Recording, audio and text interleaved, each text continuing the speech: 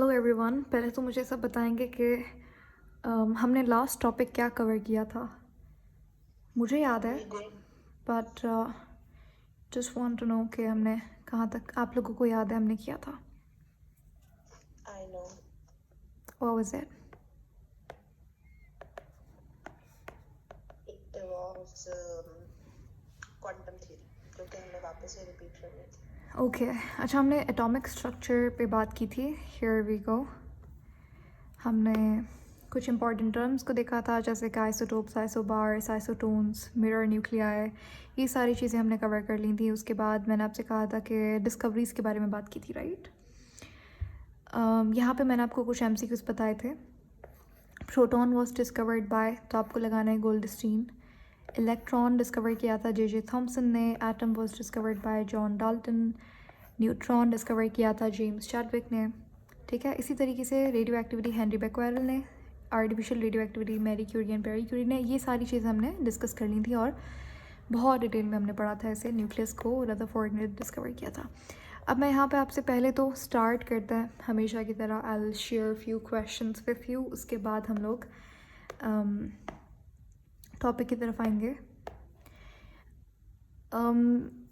I have learned one thing so far कि we are very much interested into theory, लेकिन trust me, theory से ज़्यादा important होते हैं questions। तो इसीलिए मैं क्लास स्टार्ट क्वेश्चन से करना चाहती हूँ, as we are doing the same in the past few classes as well।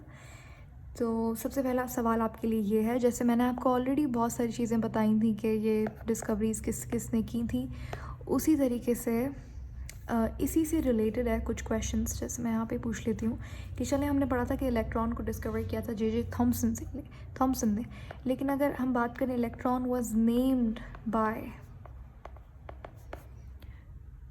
तो इसका नाम किसने दिया था इलेक्ट्रॉन का? हमें पता है इलेक्ट्रॉन को डिस्कवर जो है वो जे थॉमसन ने किया था, लेकिन it was named by, here is a hint, it was named by somebody else. वो कौन थे? Berzelius।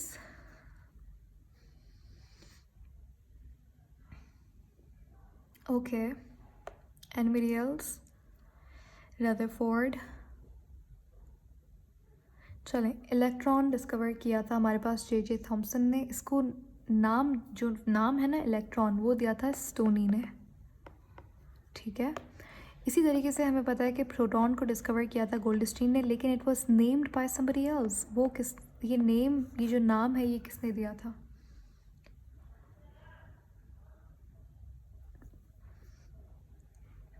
It was named by Rutherford good. ठीक है, अच्छा जी। तो इसके अलावा हमने कैथोड की, एनोड की डिस्कवरी देखी थी। मैंने आपको जितने भी एमसीक्यूज इससे बन सकते हैं वो बताए थे। क्वांटम थ्योरी बताई थी, लेकिन आई थिंक मैं वो थोड़ा सा रिपीट कर दूंगी क्वांटम थ्योरी वाला पार्ट, क्योंकि मुझे लगता है वो हमने क्लास के एंड में किया था और इतने कोई अटेंटिव भी नहीं थे आप लोग। तो देखो, हमें पता है कि सबसे पहले जो इलेक्ट्रॉन का मॉडल दिया था वो हमारे पास, इलेक्ट्रॉन को डिस्कवर किया मतलब जॉन डाल्टन ने। उसके बाद इस तरीके से डिस्कवरीज होती गई सब एटॉमिक पार्टिकल्स की, इलेक्ट्रॉन, प्रोटॉन, फिर न्यूक्लियस डिस्कवर हुआ, ऐसे ऐसे करके। सबसे पहला हमारे पास जो मॉडल हमारे सिलेबस का पार्ट किसी एग्ज़ाम्स में होता है, किसी में नहीं होता। जैसे फॉर एग्जांपल एमटीकैट की स्पेसिफिकली बात करें तो जे थॉमसन का मॉडल नहीं है, लेकिन पढ़ लो, मतलब इट्स इम्पॉर्टेंट। आप ई कैट वगैरह के लिए, या फिर कोई भी और एग्ज़ाम है, NET, LAT वगैरह के लिए, उसके लिए सही है। और आपको जनरली भी पता होना चाहिए, it's not that difficult as well. तो जे थॉमसन ने एटॉमिक मॉडल पे भी काम किया था। इन्होंने इलेक्ट्रॉन को डिस्कवर किया ही किया, इन्होंने एटॉमिक मॉडल दिया। इन्होंने कहा कि हमारे पास जो एटम है वो इस तरीके का मास है जिसके अंदर जो चार्जेस हैं वो स्कैटर्ड हैं हर तरफ। ठीक है, इस तरीके का मॉडल। इनके मॉडल को नाम दिया था इन्होंने प्लम पुडिंग मॉडल। जैसे प्लम पुडिंग मॉडल, जैसे वाटरमेलन के ऊपर उसके सीड्स जो है वो स्कैटर्ड होते हैं, उसी तरीके से इन्होंने कहा कि एटम जो है उसमें इलेक्ट्रॉन, प्रोटॉन जो है वो इस तरीके से स्कैटर्ड होता है। खैर, ये बात की थी थॉमसन ने, जो कि फिर आगे जाके हमारे पास रदरफोर्ड रदरफोर्ड साहब आए, इन्होंने कहा कि इन्होंने न्यूक्लियस को डिस्कवर किया, ठीक है। न्यूक्लियस को कैसे डिस्कवर किया? इन्होंने एक्सपेरिमेंट किया था, गोल्ड फॉइल एक्सपेरिमेंट, ठीक है। बड़ा आसान सा एक्सपेरिमेंट है, I am not gonna go and explain you the experiment, क्योंकि बिल्कुल ही आसान। इन्होंने गोल्ड फॉइल लिया, यहाँ पे एक कोई रेडियो एक्टिव एलिमेंट लिया था लेड बॉक्स के अंदर, और यहाँ से रेडिएशंस निकल रही थी, तो जो पॉजिटिव वाली थी वो नेगेटिव की तरफ हो गई, और जो इन्होंने एक्सपेक्ट ये किया था कि पूरी की पूरी जो रेडिएशंस हैं वो बेसिकली क्या होंगी हमारे पास, अगर तो ये पॉजिटिव जे थॉम्सन की बात माने, रदरफोर्ड को लगा कि अच्छा ये सही है, तो इन्होंने कहा कि जितनी भी मैंने रेडिएशंस पास की वो दोबारा से इस 180 के एंगल में वापस आ जाएंगी, क्योंकि चार्ज जब इस तरीके से स्कैटर्ड है तो ये रिपेल करके वापस आ जाएंगी, लेकिन ऐसा हुआ नहीं। इन्होंने देखा कि देखो यहाँ पे कुछ जो है वो रेस वापस आ गई, कुछ जो है वो इस तरफ चली गई, तो इन्होंने कहा कि कोई ना कोई चीज़ तो है एटम के सेंटर में, जहाँ बहुत सारा मास जो है एटम का वो कंसनट्रेटेड है, ठीक है। तो गोल्ड फॉइल के एक्सपेरिमेंट की वजह से इन्होंने न्यूक्लियस डिस्कवर किया। न्यूक्लियस को डिस्कवर करने के बाद इन्होंने अपना मॉडल दिया एटम का, जिस मॉडल को हम लोग रदरफोर्ड्स एटॉमिक मॉडल कहते हैं। अब इनके मॉडल के बारे में 2-3 खास बातें थी। इन्होंने कहा था कि देखो हमारे पास ये न्यूक्लियस है, ये हमारे पास इलेक्ट्रॉन है। रदरफोर्ड ने कहा, ये मैं नहीं, रदरफोर्ड कह रहे हैं, सर रदरफोर्ड ने कहा कि जो इलेक्ट्रॉन है वो कंटिन्यूसली क्या करता है, कोई भी, जैसे मेरे पास जिस चीज़ से मैं भी लिख रही हूँ वो पेन है, पेन किससे बनी हुई है? एटम से। अब जो एटम के अंदर इलेक्ट्रॉन है, रदरफोर्ड कहते हैं कि जो इलेक्ट्रॉन है ये कंटिन्यूसली एनर्जी डिसिपेट कर रहा है, कंटिन्यूसली एनर्जी लॉस कर रहा है, ऐसा इन्होंने कहा था, ठीक है। अब आगे जाके जब एक्सपेरिमेंट्स होने लगे, Rutherford was very famous at his times, तो आगे जाके फिर जब एक्सपेरिमेंट्स होने लगे तो स्पेक्ट्रम का कॉन्सेप्ट आया, ठीक है। अब जब लोगों ने ये वाला जो मॉडल है रदरफोर्ड का, इसको मान तो लिया था, लेकिन देन जब स्पेक्ट्रम का कॉन्सेप्ट डिस्कवर हुआ, तो अगर हम रदरफोर्ड की बात माने तो इलेक्ट्रॉन अगर कंटिन्यूसली एनर्जी इमिट करेगा तो उसके अंदर कौन सा स्पेक्ट्रम बनना चाहिए according to Rutherford? Continuous spectrum, सही है। अब स्पेक्ट्रम में आगे हम लोग पढ़ेंगे, स्पेक्ट्रम 2 तरीके के होते हैं, कंटिन्यूस है और एक डिसकंटिन्यूस, जिसको लाइन स्पेक्ट्रम भी बोलते हैं। कंटिन्यूस के अंदर हमारे पास इस तरीके से कोई भी स्पेस नहीं होती, जो हमारे पास वेव्स होती हैं उनके दरमियान में कलर्स होते हैं वो बिल्कुल मिक्सड होते हैं आपस में। जैसे सनलाइट एक बहुत अच्छा एग्जांपल है कंटिन्यूस स्पेक्ट्रम का। तो सनलाइट चलो वो कंटिन्यूस स्पेक्ट्रम है, लेकिन रदरफोर्ड ने कहा क्योंकि इलेक्ट्रॉन एनर्जी कंटिन्यूसली इमिट करता है तो इसीलिए इसके अंदर कंटिन्यूस स्पेक्ट्रम बनना चाहिए। लेकिन फिर एक्सपेरिमेंटली दूसरे साइंटिस्ट ने जब देखा तो उन्होंने कहा कि नहीं, ऐसा तो नहीं होता, एटम जो है वो प्रोड्यूस करता है डिसकंटिन्यूस स्पेक्ट्रम। तो सिर्फ इस पॉइंट की वजह से जो रदरफोर्ड का मॉडल था वो हो गया फ्लॉप, ठीक है। फ्लॉप तो नहीं कह सकते, इन्होंने बहुत सारी नई बातें बताई थी, लेकिन फिर ये ड्रॉबैक्स थे, ठीक है, इस मॉडल के ड्रॉबैक्स थे। पहला ड्रॉबैक क्या था, अगर मैं यहाँ पे लिखूँ पहला ड्रॉबैक क्या था? पहला ड्रॉबैक ये था कि इन्होंने कहा कि इलेक्ट्रॉन जो है वो एनर्जी कंटिन्यूसली डिसिपेट करता है, एनर्जी लॉस करता है कंटिन्यूसली। अगर सच में देखो ये सोच के, ये बात लॉजिकल भी नहीं है, अगर ये आप बात सोच के देखो, अगर इलेक्ट्रॉन कंटिन्यूसली एनर्जी इवॉल्व करेगा, इमिट करेगा एनर्जी, तो इवेंचुअली क्या होगा, इलेक्ट्रॉन एनर्जी इमिट करते करते करते एक टाइम ऐसा आएगा कि ये न्यूक्लियस के अंदर जाएगा और इस तरीके से पूरा का पूरा एटम क्या हो जाएगा, वैनिश हो जाएगा। और अगर ऐसा होता तो कोई मैटर जैसी तो चीज़ ही नहीं होती, मास हमेशा एनर्जी में कन्वर्ट हो रहा होता, एनर्जी हमेशा इमिट हो रही होती, लेकिन ऐसा थैंकफुली नहीं होता, इलेक्ट्रॉन कंटिन्यूसली एनर्जी इमिट नहीं करते। तो ये ड्रॉबैक था रदरफोर्ड के मॉडल का। पहला ड्रॉबैक ये था। दूसरा ड्रॉबैक ये था कि इन्होंने कहा कि क्योंकि इलेक्ट्रॉन कंटिन्यूसली एनर्जी ड्रॉबैक करता है तो इनकी बात ये वाली मान के चलें तो इसके अंदर कौन सा कंटिन्यूस स्पेक्ट्रम बनेगा, लेकिन ऐसा नहीं होता, ये भी इनकी गलत बात थी, ठीक हो गया। तो ये था रदरफोर्ड का एटॉमिक मॉडल। 2 ड्रॉबैक्स थे। मेन पॉइंट्स इन्होंने क्या क्या दिए, इन्होंने कहा कि इलेक्ट्रॉन कंटिन्यूसली एनर्जी इवॉल्व करता है, इमिट करता है, और दूसरी बात इन्होंने कही थी कि इसके अंदर कंटिन्यूस स्पेक्ट्रम बनता है। दोनों ही बातें गलत थी, ठीक है। एक अच्छी बात जो सर रदरफोर्ड ने की वो ये, इन्होंने न्यूक्लियस को डिस्कवर किया, जिसकी वजह से फिर हमारे पास जो आने वाले मॉडल्स आए वो बहुत एडवांस थे और एक्यूरेट भी थे। यहाँ तक मुझे बताओ, इज़ दैट क्लियर? रदरफोर्ड तक अभी तक हमने इतना कोई खास कुछ नहीं पढ़ा। जस्ट जे थॉमसन आपको याद रखना है, प्लम पुडिंग मॉडल। रदरफोर्ड में आपको 2 पॉइंट्स याद रखना है। कौन कौन से, मैंने बहुत बार रिपीट कर लिए। एक ये वाला पॉइंट और एक दूसरा ये पॉइंट आपको याद होना चाहिए। तो इसीलिए रदरफोर्ड का भी मॉडल जो है वो फिर फेल कर गया। उसके बाद हम आते हैं हमारे पास नेक्स्ट एटॉमिक मॉडल पे, जो कि दिया था किसने? बोहर ने, नील बोहर्स एटॉमिक मॉडल।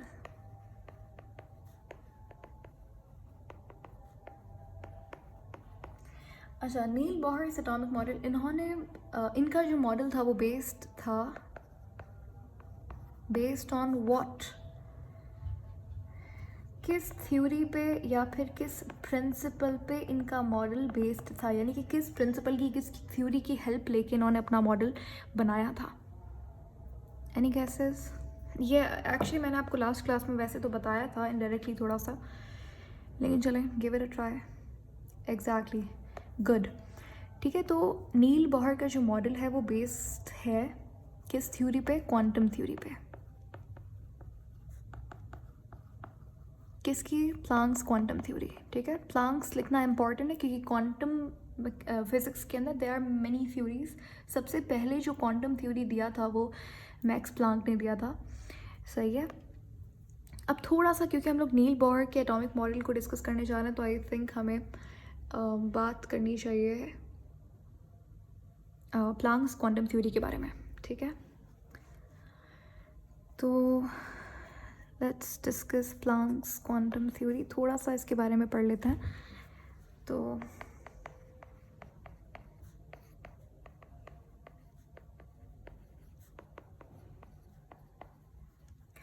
देखो, प्लांक्स क्वांटम थ्योरी, हमारे पास मैक्स प्लांक जिन्होंने फिज़िक्स में बहुत अच्छा काम किया, एंड देन केमिस्ट्री में भी ऑफ कोर्स इन्होंने क्वांटम थ्योरी दी, जिसके बेसिस के ऊपर एटॉमिक मॉडल्स बने। नील बोहर का एटॉमिक मॉडल बहुत ज़्यादा एडवांस्ड और काफ़ी हद तक एक्यूरेट मॉडल था, ठीक है, जो कि बेस्ड था इन्हीं की थ्योरी में।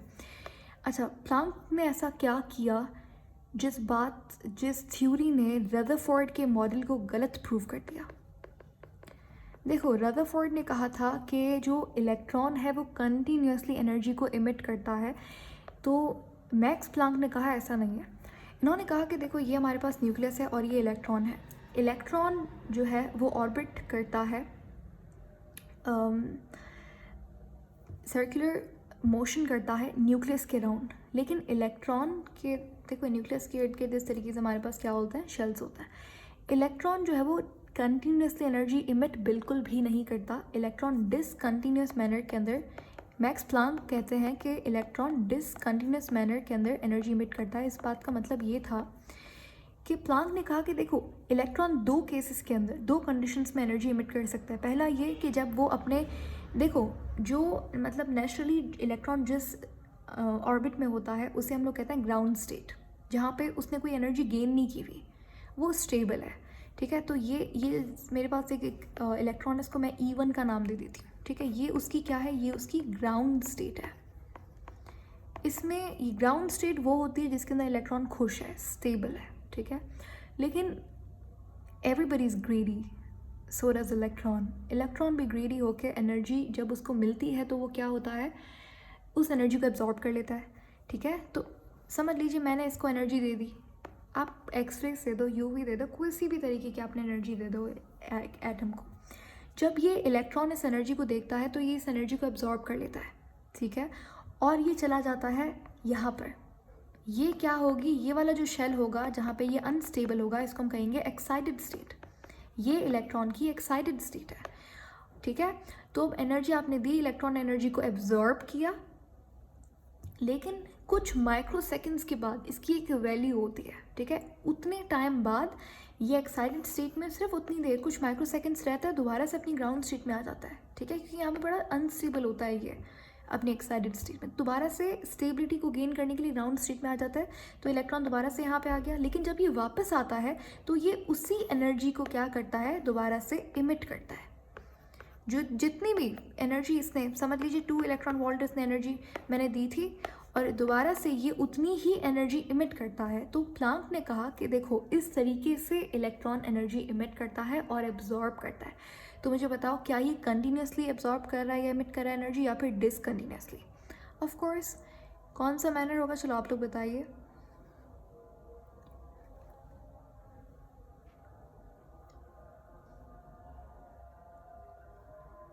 कि डिसकंटिन्यूस एनर्जी इमिशन है, या फिर एनर्जी लॉस है, या फिर कंटिन्यूसली एनर्जी इमिट कर रहा है इलेक्ट्रॉन?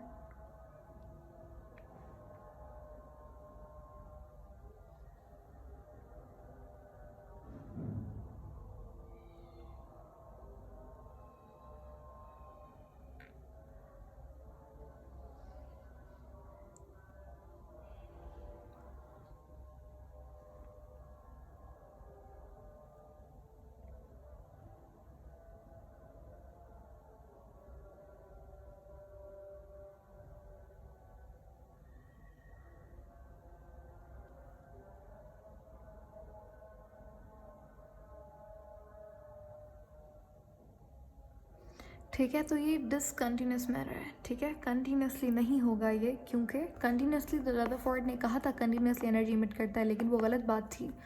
डिसकंटिन्यूस मैनर, ऐसा नहीं हमेशा ये एनर्जी इमिट कर रहा है, नहीं। जब मैंने एनर्जी दी तो ये ऊपर गया, फिर नीचे आया, तब इस एनर्जी जो है वो वही एनर्जी को क्या किया, इमिट किया। तो ये डिसकंटिन्यूस मैनर की एनर्जी को क्या कर रहा है, इमिट कर रहा है। तो ये ही बात हमारे पास किसने, प्लांक ने की थी। उन्होंने कहा था कि energy is absorbed or emitted by an electron in discontinuous manner, ठीक है। और ये एनर्जी जो एब्जॉर्ब या फिर इमिट होती है, ये energy in the form of, चलें बताएं, in the form of what, dash,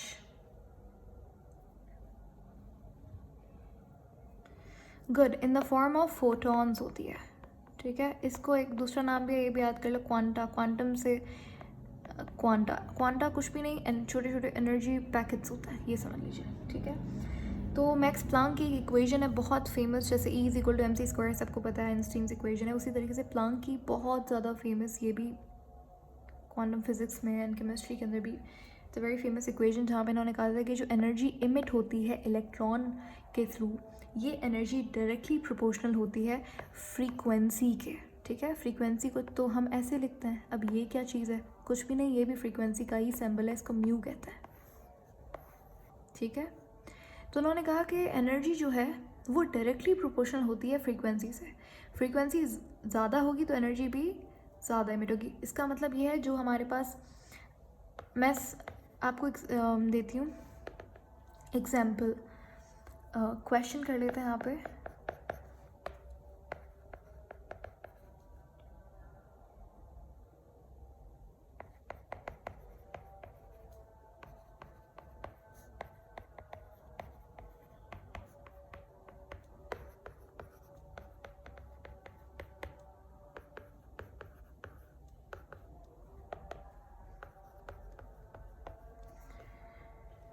Which of them have highest frequency? बिल्कुल, सबसे हाईएस्ट फ्रीक्वेंसी किसकी है, रेड की। और अगर मैं आपसे पूछूं which of them have the highest energy, सबसे ज़्यादा एनर्जी किस में होगी,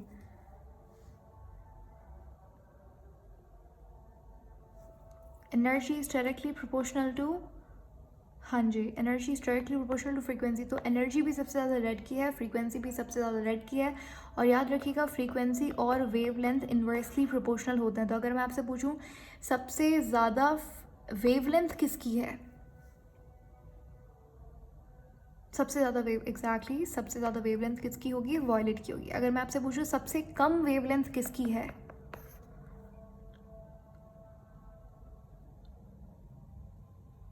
ओके गुड, सबसे ज़्यादा कम वेवलेंथ किसकी होगी, रेड की होगी। तो these are like few basic questions, तो ये अपनी चीज़ें याद रखनी है। अब प्रोपोर्शनलिटी का साइन हटाने के लिए हम लोग एक कांस्टेंट लगाएंगे। अब यहाँ पे मैक्स प्लांक ने भाई अपना कांस्टेंट यहाँ पे इंट्रोड्यूस करवाया था पहली बार। इन्होंने कहा कि हम लोग यहाँ पे यूज़ करेंगे एच का, ठीक है। ये हमारे पास कहलाती है Planck's equation, Planck's equation of quantum theory या फिर प्लांक्स एनर्जी इक्वेशन। इन्होंने सिंपल सी बात है, एनर्जी डायरेक्टली प्रोपोर्शनल होती है फ्रीक्वेंसी के, जहाँ पर एच जो है वो प्लांक्स कांस्टेंट है। प्लांक्स कांस्टेंट की डायमेंशन इज सेम एज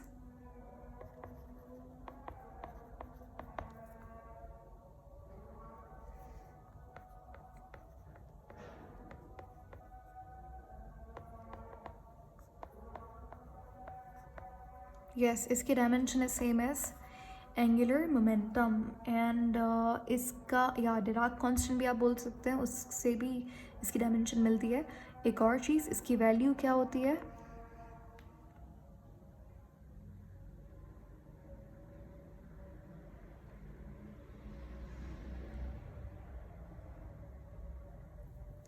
इसकी वैल्यू आपको याद रखनी है, ठीक है। प्लांक्स कांस्टेंट की क्या वैल्यू होती है इसकी, 6.625 मल्टीप्लाई बाय 10⁻⁻34। चलिए यूनिट क्या होता है इसका, ये मैंने लास्ट क्लास में ऐसे ही बताया था इसका यूनिट।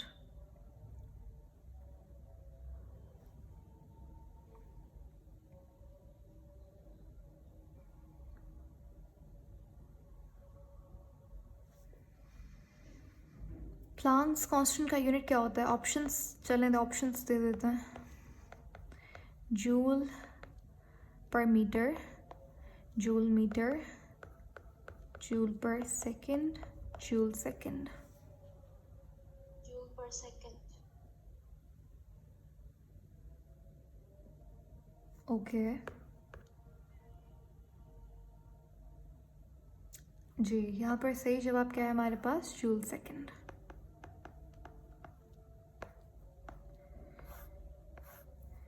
ठीक है, तो ये आपको याद करना होगा।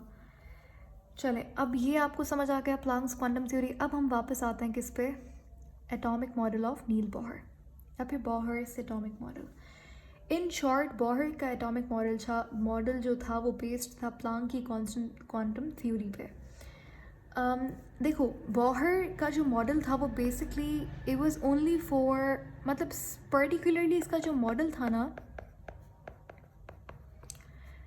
वो मोनो एटॉमिक एलिमेंट्स के ऊपर बेस्ड था। मोनो एटॉमिक का मतलब होता है जिसके पास एक इलेक्ट्रॉन हो। फॉर एग्जांपल मैं बोलूँ हाइड्रोजन, तो इसके पास एक इलेक्ट्रॉन होता है। अगर हम ले लें हीलियम पॉजिटिव, तो इसके पास एक इलेक्ट्रॉन होता है। अगर हम बात करें लिथियम 2 पॉजिटिव, तो इसके पास भी एक इलेक्ट्रॉन होता है। ठीक है, ये बात समझ आई, इनके पास एक एक इलेक्ट्रॉन कैसे होता है। जैसे मैं चले एक आपको एग्जांपल दे देते हैं। लिथियम हमारे पास एटॉमिक नंबर क्या है, 3 + 2, इसके पास चार्ज है, यानी कि इसने 2 इलेक्ट्रॉन अपने दे दिए, पीछे एक इलेक्ट्रॉन इसके पास बचा, तो ये भी क्या हुआ, मोनो एटॉमिक हुआ। ठीक है, इसी तरीके से बेरिलियम 3 नेगेटिव पॉजिटिव ले सकते हो, बहुत सारे मोनो एटॉमिक एलिमेंट्स बन सकता है। तो कहने का मकसद ये कि जो बोहर का एटॉमिक मॉडल था वो मोनो एटॉमिक एलिमेंट्स के लिए था। पॉली एटॉमिक एलिमेंट्स के ऊपर इसकी जो प्रिंसिपल्स थी वो अप्लाई नहीं हो पाए, तो ये एक ड्रॉबैक था, ये आपको याद रखना है। ये मेन पॉइंट भी इसका ये है और इसका एक ड्रॉबैक भी ये है कि पॉली एटॉमिक के ऊपर मोनो एटॉमिक एलिमेंट्स हैं ही कितने हमारे पीरियोडिक टेबल में, आयंस के अलावा, हाइड्रोजन सिर्फ, इसके अलावा कोई भी नहीं। तो बोहर का एटॉमिक मॉडल था तो बहुत एडवांस्ड और एक्यूरेट भी था, लेकिन उसकी जो एप्लीकेशन थी वो इतनी डिवर्स नहीं थी। चलें, उसके बाद हम मेन पॉइंट्स की बात करते हैं जो आपको एमसीक्यूज़ के हवाले से इम्पॉर्टेंट है। बोहर ने यही बात की जो प्लांक ने की थी, कि इन्होंने कहा था कि energy of N orbit is emitted by an electron when it jumps to its higher energy level। इन्होंने कहा था कि हमारे पास जो न्यूक्लियस होता है उसके करीब जो शेल होते हैं उनकी एनर्जी जो है वो कम होगी, ज़्यादा होगी, मुझे बताओ। जो शेल न्यूक्लियस के करीब है, फॉर एग्जांपल इनके नाम होता है KL, आगे हम लोग पढ़ेंगे कैसे, तो मुझे बताइए K की एनर्जी ज़्यादा होगी या L की एनर्जी ज़्यादा होगी।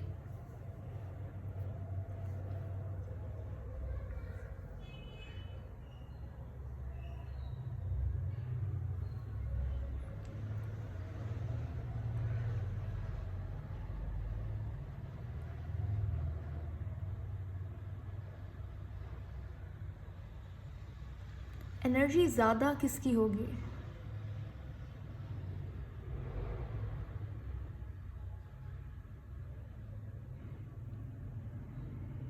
देखो, इट्स अ बेसिक कॉन्सेप्ट, आप अब थोड़ा दिमाग लगाएंगे तो आ जाएगा। अगर मेरे पास इलेक्ट्रॉन यहाँ पे है के अंदर, अगर ये जंप करता है यहाँ पर, तो ये अनस्टेबल क्यों हो जाता है? ये अनस्टेबल इसलिए होता है क्योंकि एनर्जी बहुत ज़्यादा होती है, ठीक है। हाई, जैसे जैसे आप हायर एनर्जी लेवल्स पे जाएंगे तो एनर्जी क्या होती है? इंक्रीज़ होती है, ठीक है।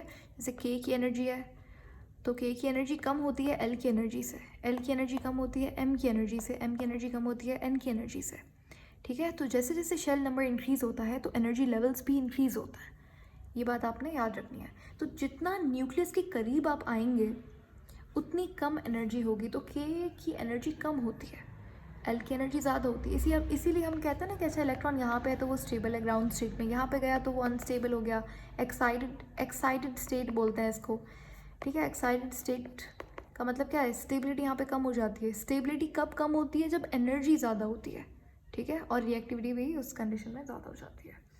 तो ये आपने याद रखना है। तो इन्होंने कहा कि हमारे पास जो इलेक्ट्रॉन है वो एनर्जी एब्जॉर्ब करता है अपनी एक्साइटेड स्टेट में जाने के लिए, और एनर्जी इमिट करता है अपनी ग्राउंड स्टेट में आने के लिए। अब ये जो बात मैंने बोली है वो शायद बहुत स्पीड में बोली होगी, लेकिन कोई नई बात नहीं की हमने, मैंने जस्ट रिपीट किया जो मैंने यहाँ पे लिखा था, ठीक है, nothing new. Okay, I am very tired of this colour, इसको चेंज करता है। तो ये बोहर सर बोहर ने ये बात की थी। उसके बाद बोहर्स एटॉमिक मॉडल, किसी को पता है बोहर से?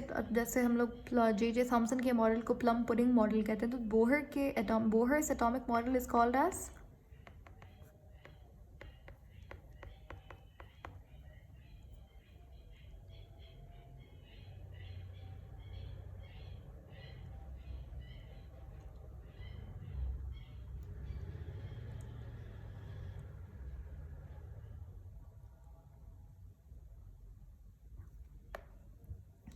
चलें, Bohr's atomic model is called as solar system model,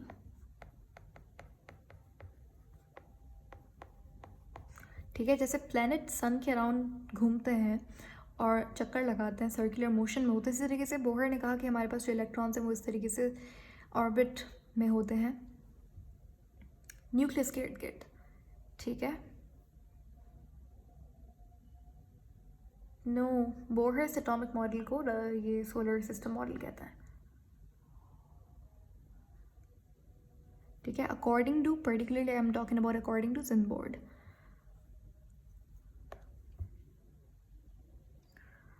अच्छा, उसके बाद एक और चीज़ जो कि बोहर्स एटॉमिक मॉडल में बहुत इंपॉर्टेंट है, इनका मेन पॉइंट जिन्होंने बात की थी वो की थी हमारे पास बोहर्स क्वांटाइजेशन, एक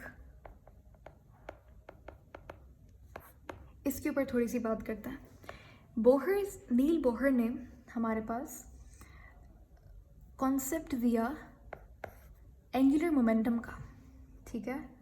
अब देखो, हमें पता है कि जब भी कोई चीज़ मूव करती है, मोशन में होती है, तो उस बॉडी का अपना मास तो होता है। जब चीज़ कोई मूव करती है तो उसके पास अपनी वेलोसिटी भी होती है, और वेलोसिटी और मास का प्रोडक्ट क्या होता है? मोमेंटम।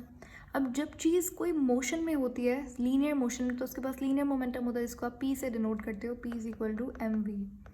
लेकिन कोई चीज़ हमारे पास जब सर्कुलर मोशन में होती है तो उसके पास क्या होता है? एंगुलर मोमेंटम होता है, जिसको आप एल से रिप्रेजेंट करते हो। अभी जो हमने बात की थी कि प्लांक्स कांस्टेंट की डायमेंशन सेम होती है एंगुलर मोमेंटम से, तो ये वही एंगुलर मोमेंटम है। तो बोहर्स क्वांटाइजेशन हमारे पास बेसिकली नील बोहर ने कॉन्सेप्ट दिया था हमारे पास इसके एंगुलर मोमेंटम के बारे में। इन्होंने कहा कि अच्छा, इससे पहले मुझे बताइए कि एंगुलर मोमेंटम का बेसिक फार्मूला, जनरल फार्मूला क्या होता है?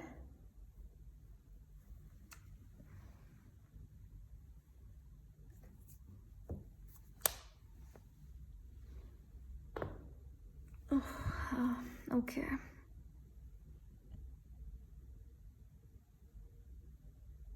जनरल फार्मूला मैंने पूछा है आपसे, जनरल फार्मूला क्या होता है? एम वी आर लिखते हैं हम लोग इसे, ठीक है। जनरल फार्मूला इसका एम वी आर होता है। एम वी का मतलब क्या है? जो भी हमारे पास लीनियर मोमेंटम है उसको आपने मल्टीप्लाई करवा देना है रेडियस के साथ, डिस्टेंस जो भी होगा हमारे पास उसके साथ। इसको आप पी आर भी लिख सकते हैं, एक ही बात होगी, ठीक है, क्योंकि p is equal to m v होता है। तो नील बोहर ने कहा कि हमारे पास जो इलेक्ट्रॉन होता है जब वो एक ऑर्बिट के अंदर रिवॉल्व करता है तो उसका फिक्स्ड एंगुलर मोमेंटम होता है। ऐसा नहीं होता कि जब वो के शेल का अपना एंगुलर मोमेंटम होगा और वो फिक्स्ड होगा, ठीक है, एल शेल का अपना एंगुलर मोमेंटम होगा। तो ये इन्होंने बात की थी। अभी मैंने कंप्लीट सेंटेंस में आपको बताती हूँ। इन्होंने कहा था कि हमारे पास जो एंगुलर मोमेंटम होता है, इलेक्ट्रॉन जिस भी ऑर्बिट के अंदर क्या कहते हैं, ऑर्बिट करता है, रिवॉल्व करता है, उस ऑर्बिट का फिक्स्ड एंगुलर मोमेंटम होता है, ठीक है। और ये जो एंगुलर मोमेंटम है, एक चीज़, ये फिक्स्ड एंगुलर मोमेंटम है। हर ऑर्बिट का या फिर हर शेल का अपना एक फिक्स्ड वैल्यू होगी एंगुलर मोमेंटम की। और इसके साथ इन्होंने एक चीज़ बहुत इंपॉर्टेंट की थी। इन्होंने कहा था कि हमारे पास जो एंगुलर मोमेंटम है ये इंटीग्रल मल्टीपल होता है। It is the integral multiple of h upon 2π। अभी h अपॉन 2π कैसे आया, ये हमारे पास एक डेरिवेशन है जिसको आप बोहर्स डेरिवेशन कहते हो। उससे हमारे पास पूरा एक फार्मूला जनरेट होता है। अब यहाँ पे हम लोग उस डेरिवेशन को तो नहीं डिस्कस करें, लेकिन आपने चीज़ याद रखनी है कि अकॉर्डिंग टू बोहर इन्होंने कहा था कि electron revolve in an orbit with which have fixed angular momentum and this is the integral multiple. This का मतलब क्या है, एंगुलर मोमेंटम। वो angular momentum is the integral multiple of h upon 2π। इस वैल्यू का वो इंटीग्रल मल्टीपल होता है। इंटीग्रल मल्टीपल का मतलब क्या है, हमारे पास जैसे इसे आपने मल्टीप्लाई करवा देना है n से, n मतलब नंबर ऑफ शेल से। इंटीग्रल मल्टीपल, जैसे जैसे आप h अपॉन 2π को मल्टीप्लाई करवाएंगे n से, तो उस तरीके से हमारे पास हर शेल का अपना एक फिक्स्ड एंगुलर मोमेंटम निकलेगा, ठीक है। तो ये वैल्यू आपने याद रखनी है, h अपॉन 2π। ओके, अगर मैं यहाँ पे इक्वेशन बनाऊँ, वो इसको हम कहते हैं बोहर्स इक्वेशन। ये हमारे पास क्या हो जाएगी, L is equal to n h, या फिर चलें h अपॉन 2π और n से आपने इसे मल्टीप्लाई करवाना है, तो इसे आप एन एच अपॉन 2π भी लिख सकते हैं। अब जैसे कि मैंने आपसे कहा कि हर शेल का अपना एक फिक्स्ड वैल्यू होगी एंगुलर मोमेंटम की। अगर हम बात करें फर्स्ट शेल की, फर्स्ट ऑर्बिट की, फर्स्ट शेल की, शेल ऑर्बिट दोनों सिनोनिम्स हैं, एक ही बात है। मेरे पास फर्स्ट शेल क्या होता है, के होता है, ठीक है। अगर मैं यहाँ पे वैल्यू पुट कर दूँ n की, n इज इक्वल टू 1, और फिर प्लैंक्स कांस्टेंट की वैल्यू पुट करूँ, पूरा इसको हम लोग पाई की वैल्यू पुट करें 3.142 और इसे सॉल्व करें, तो हमारे पास एक वैल्यू आएगी जो कि एंगुलर मोमेंटम होगा के शेल का, और वो फिक्स्ड होगा। एल का अपना होगा, एम का अपना, इस तरीके से। लेकिन आपको क्वेश्चन ऐसे नहीं आएगा कि आपको पुट करनी होंगी values and then you need to find out that.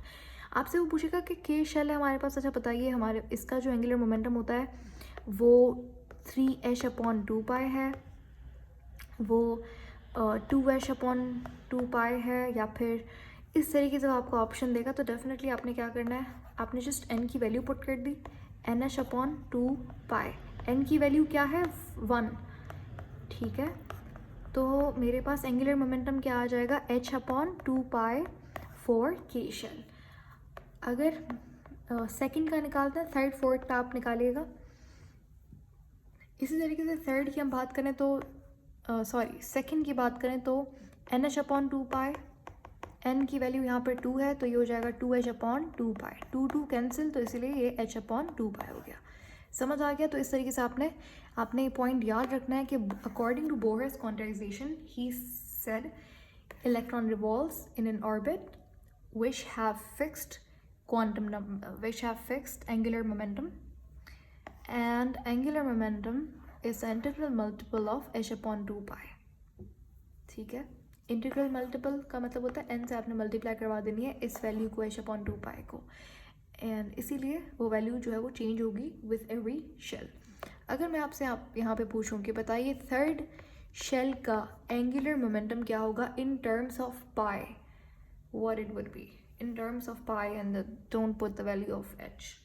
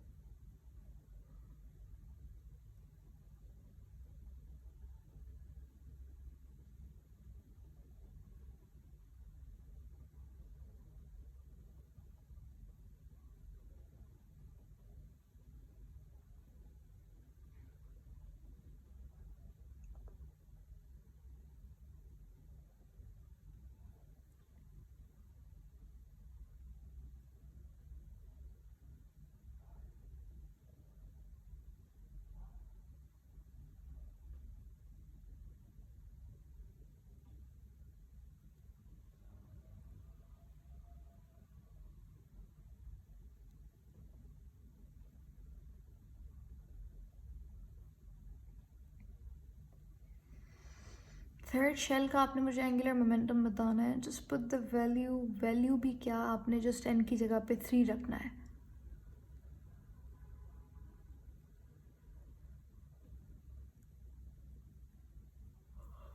बिल्कुल. तो ये हमारे पास क्या हो जाएगा, देखो फार्मूला हमारे पास क्या है, NH/2 n की जगह पे मैंने 3 रख देना है, तो ये हो जाएगा 3H/2. तो ये एंगुलर मोमेंटम हो जाएगा थर्ड शेल का. ठीक है. तो अगला टॉपिक है हमारे पास हाइड्रोजन स्पेक्ट्रम. हाइड्रोजन, एक सेकेंड, इस टॉपिक को हम पढ़ नहीं रहे, लेकिन मैं आपको एक चीज़ बताना चाह रही थी कि हमारे पास हाइड्रोजन स्पेक्ट्रम जो है वो पार्ट है बोहर्स एटॉमिक मॉडल का. ठीक है. और इसके बाद हम लोग बोहर्स एटॉमिक मॉडल के ड्रॉबैक्स पढ़ेंगे और ये टॉपिक हमारा ख़त्म हो जाएगा. इसके बाद हम लोग फिर जनरल टॉपिक्स जो हैं जैसे कि ऑर्बिटल वगैरह वो सब डिस्कस करेंगे. तो ये लास्ट एटॉमिक मॉडल जो आपको पढ़ना है. एंड रही बात एंगुलर मोमेंटम की, तो वो रिपीट कर देते हैं. देखो एंगुलर मोमेंटम का ये फॉर्मूला है, आपने याद रखना है ये. ठीक है. That's it. And according to Bohr he said कि भाई इलेक्ट्रॉन रिवॉल्व करता है शेल्स के अंदर जिनके नाम है KLMN. उन सब का अपना एक फिक्स्ड वैल्यू होती है किसकी, एंगुलर मोमेंटम की. तो इनकी एक स्टेटमेंट है, electron revolves in an orbit which have fixed angular momentum which is the integral multiple of h/2 pi. You need to learn this value h/2 pi. तो ये फॉर्मूला हमारे पास ये है. ठीक है, NH/2 pi. मैं आपको क्वेश्चन के अंदर MCQs के अंदर वैल्यू दे देगा कि अच्छा फर्स्ट शेल, तो आपने जस्ट n की जगह पे वैल्यू पुट कर देनी है. और अगर आपसे कहता है कि अच्छा मुझे वैल्यू बताओ पूरे के पूरे उसकी, मतलब एक पर्टिकुलर वैल्यू बताइए, तो फिर आपने h की वैल्यू पुट कर दी है जो मैंने आपको बताई थी अभी, और पाई की वैल्यू. एंड देन वैसे ऐसे क्वेश्चन नहीं आएगा, it will be very time taking. आपसे जस्ट पूछेगा इन टर्म्स ऑफ पाई बता दो कि सेकंड शेल की कितनी है और थर्ड शेल की कितनी है. तो आपने यहाँ पे जैसे मैंने करके दिखाया आपको पूरा कि जैसे सेकंड शेल है तो उसके लिए आप क्या करोगे, ये फार्मूला है. चलो सेकंड छोड़ो, ये थर्ड वाला देखो. ये फार्मूला है मेरे पास NH/2 pi. थर्ड शेल की बात हो रही है, तो n की जगह पे आपने क्या किया, थर्ड को पुट किया. तो ये मेरे पास ये वैल्यू आ गई किसकी, L की, एंगुलर मोमेंटम की 3H/2 pi. सेकंड का इस तरीके से हमने निकाला, n की जगह पे 2 पुट कर दिया. अब ये 2 कैंसिल हो गया आपस में, H/pi हो गया. तो ये हमारा यहाँ तक हमने पढ़ा है. अब ये हाइड्रोजन स्पेक्ट्रम हमारा अगला टॉपिक है.